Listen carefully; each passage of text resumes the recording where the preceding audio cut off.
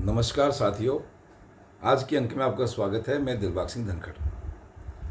अभी कुछ दिन पहले गर्मियों में खासकर आपने मीडिया में काफ़ी चर्चा और पिक्चर्स भी देखी होंगी, काफ़ी विजुअल्स देखे होंगे कि दिल्ली में पानी के लिए लोग हाहाकार कर रहे हैं। उनको पानी नहीं मिल रहा है, टैंकरों के पीछे भाग रहे हैं, अफसरों के घर चक्कर, नेताओं के घर चक्कर काट रहे हैं, ऑफिसर्स के चक्कर काट रहे हैं, लेकिन कहीं भी उनको किसी तरह का पानी की तरफ से राहत उनको मिलती दिखाई नहीं दे रही। लेकिन अभी आप मीडिया में देख रहे होंगे कि ऐसा कोई भी क्षेत्र आपको दिखाई नहीं दे रहा होगा जहाँ की कुछ पानी की समस्याएं आपको मीडिया में या सोशल मीडिया में कहीं भी आपको दिखाई दे।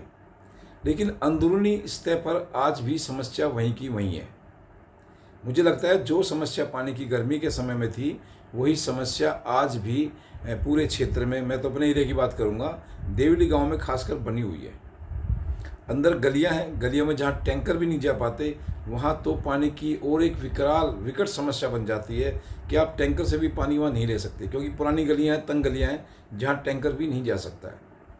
हाँ, कुछ दिन पहले अभी जैसे चुनाव का समय था, वोट लेनी थी नेताओं को, ऑफिसर्स को भी अपना काला मुंह छुपाना था, तो थोड़ा चुनाव के समय में लोगों को पानी मिल रहा था। अपने थोड़ा ज़्यादा अच्छी सुविधा तो नहीं हुई थी, लेकिन जहाँ पानी की लाइन डली हुई थी वहाँ लोगों को पानी मिल रहा था। तो इस वजह से टैंकर भी थोड़े फ्री होकर के, जहाँ टैंकरों से पानी की सप्लाई हो रही थी वहाँ टैंकर इजीली जा रहे थे और कुछ लोगों को मिल भी रहे थे। लेकिन जैसे ही चुनाव ख़त्म हो गया है, गर्मी का भी अब इतना प्रकोप नहीं रहा है, इस सबको देखते हुए फिर भी पानी की समस्या एज इट इज़ बनी हुई है। अभी मैं देवली गांव की खासकर बात करता हूं, बैंक कॉलोनी की। देवली गांव में कुम्हार मोहल्ला है, प्रजापति मोहल्ला है, और भी कई मोहल्ले हैं नई बस्ती साइड में। वहाँ पर पानी का बहुत बुरा हाल है। पानी घरों में तो पानी को पीने को है नहीं, लेकिन बरसात का पानी अगर ज़रा सी भी बरसात हो जाए तो रोड इतने जाम हो जाते हैं कि वहाँ से अब निकल नहीं सकते। यानी कि गांव के आदमी को 4 बार सोचना पड़ता है, यार उस गली से मैं जाऊंगा तो मुझे पानी तो नहीं मिलेगा रोड पे। कई बार तो लोग फ़ोन करके पूछते हैं अपने जानकारों से, भाई तुम्हारे तो उधर की जो रोड है चालू हो गई क्या, वहाँ पानी तो नहीं भरा है, वहाँ जाम तो नहीं लगा है। यानी कि ऐसी एक मनोदशा लोगों की बन चुकी है कि उनको बिल्कुल भी भरोसा नहीं है कि अगर मैं इधर देवली बस स्टैंड की तरफ से जाऊँ, नई बस्ती से निकल करके मुझे होली चौक पे जाना है, या होली चौक से मुझे होते हुए नई बस्ती की तरफ से होते हुए बस स्टैंड पर आना है, तो आपको 4 बार सोचना पड़ेगा कि कहीं पानी तो नहीं भरा है, कहीं रोड तो नहीं टूटा है, कहीं सीवर तो रोड पे नहीं बह रहा है।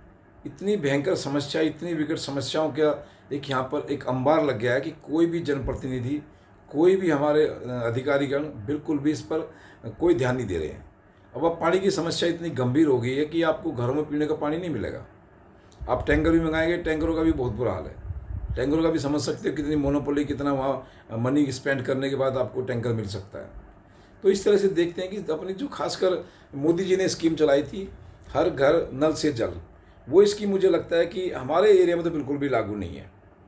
और मुझे लगता है कि जब तक ये हमारी जो केजरीवाल सरकार है, दारू घोटाले की जो सरकार है, जब तक शायद ये बैठी रहेगी दिल्ली में, जब तक शायद मुझे लगता है कि दिल्ली में जो कुछ भी जो मोदी बीजेपी सरकार की एक जन कल्याणकारी नीतियाँ हैं, खासकर 2 स्कीमों के बारे में तो मैं ज़रूर कहूँगा कि दिल्ली सरकार को तुरंत लागू कर देना चाहिए।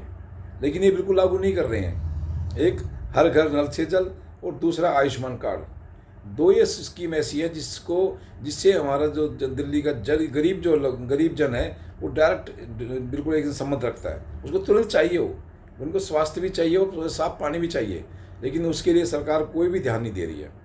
खासकर देवली गांव में तो पानी का बार बार नाम आता है कि इतना बुरा हाल है कि वहाँ रोडों पे तो पानी आपको बहुत मिल जाएगा, लेकिन नल में जल नहीं मिलेगा, आपको घरों में पानी नहीं मिलेगा।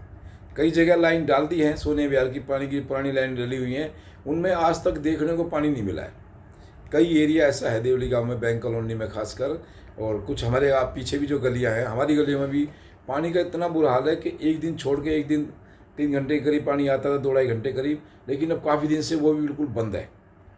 या तो आप टैंकर मंगाइए, या कोई अपना जैसे कोई कहीं आसपास में कोई सरकारी बोर है उस पर डिपेंड रहेंगे। ज़्यादातर लोगों को सरकारी टैंकर या प्राइवेट टैंकर मंगा करके ही गुजारा करना पड़ता है। सरकारी टैंकर का भी ये समझ लीजिए वो कोई सरकारी नहीं है, वो पैसे दे करके आप उसको ले रहे हैं, तो उसको सरकारी में काउंटिंग करना ठीक नहीं है। तो इस तरह से मुझे लगता है कि सरकार को तुरंत और ख़ासकर हमारे जो जनप्रतिनिधि हैं उनको तुरंत सरकार से बात करनी चाहिए कि भाई इस एरिया में पानी की बहुत बड़ी समस्या है, इस समस्या को सुधार करना चाहिए। मुझे तो एक चीज़ और भी दिखाई देती है, काफ़ी समय पहले हमारे एरिया में बिल्कुल भी पानी नहीं होता था, तो काफ़ी लोग इकट्ठे होकर के राजू पार्क का जो एक मेन जो वहाँ पर एक कनेक्शन उन्होंने दिया था जल बोर्ड ने एमएलए के कहने पर, बाद में उसमें उस समय गेट वाल नहीं लगा था। मुझे तो लगता है दोबारा कोई ना कोई हमारे इन्होंने जो जल अधिकारियों ने, कर्मचारियों ने कोई ना कोई ऐसा सिस्टम शायद कर दिया है जिससे पानी हमारे पास नहीं आ रहा है।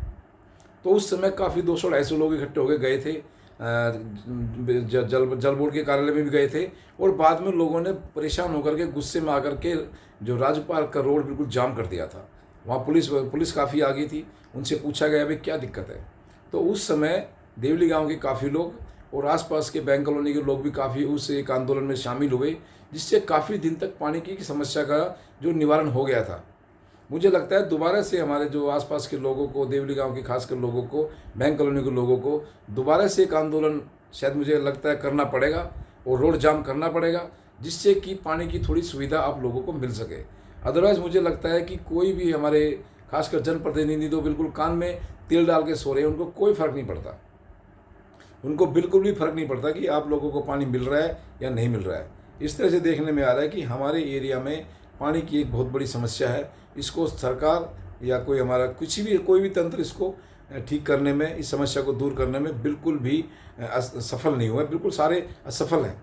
तो इस तरह यहाँ के लोगों का बहुत ही एक जो पानी के लिए एक जद्दोजहद है, जो उनकी पानी के लिए लड़ाई है, वो दिन रात 24 घंटे चलती रहती है। आपको पता है, सुबह उठने से लेकर रात के सोने तक पानी एक ऐसी चीज़ है जो हमेशा हर व्यक्ति को, हर प्राणी को चाहिए ही चाहिए। उसके बिना उसका कोई भी काम, अगला काम नहीं बढ़ सकता, वो उसी काम पे रुक जाता है। तो इस तरह पानी की एक अमूल्य वस्तु होते हुए भी, एक बहुमूल्य वस्तु होते हुए भी, एक बहुआवश्यक वस्तु भी है। कीमती के साथ साथ ये बहुत आवश्यक वस्तु भी है, जिसके बिना किसी का भी दिन ना शुरू हो सकता है, न रात शुरू हो सकती है, और ना कोई जीवन में किसी तरह का कुछ रहता है। अभी आजकल आप देख रहे होंगे कि बरसात के समय में पानी में कीड़े भी बहुत जल्दी हो जाते हैं, बीमारियाँ बहुत जल्दी फैल जाती हैं। लोग पानी को इतना स्टोर करके रखते हैं कि मजबूरी है उनकी कि पानी को अगर वो स्टोर नहीं करेंगे तो कैसे जिएंगे, कैसे पिएंगे, आगे कैसे काम चलाएंगे, क्योंकि आगे तो कोई व्यवस्था उनके पास होती नहीं, टैंकर पर ही टोटली डिपेंड है। तो इस तरह से लोगों की मजबूरी हो जाती है कि पानी को 10-10, 15-15 दिन भी वो स्टोर करके रखते हैं और उसी को पीते हैं, उसी से अपना काम चलाते हैं।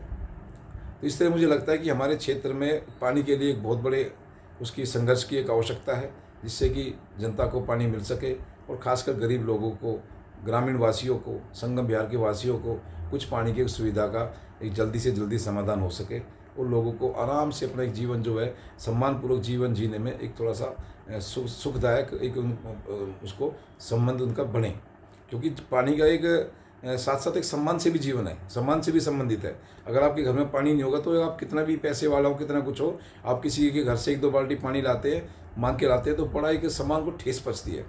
हर आदमी को सम्मान होता है पानी के लिए। अगर किसी घर जाए मांगने के लिए तो एक सम्मानित व्यक्ति शायद ये करने में बहुत संकोच करता है, लेकिन क्या करें, मजबूरी होती है, पानी जो घर में नहीं होता है तो कई बार लोगों को इस तरह का काम करना पड़ता है। तो आज के अंक में इतना ही। आप इस वीडियो को लाइक शेयर सब्सक्राइब करें। आपका बहुत बहुत धन्यवाद।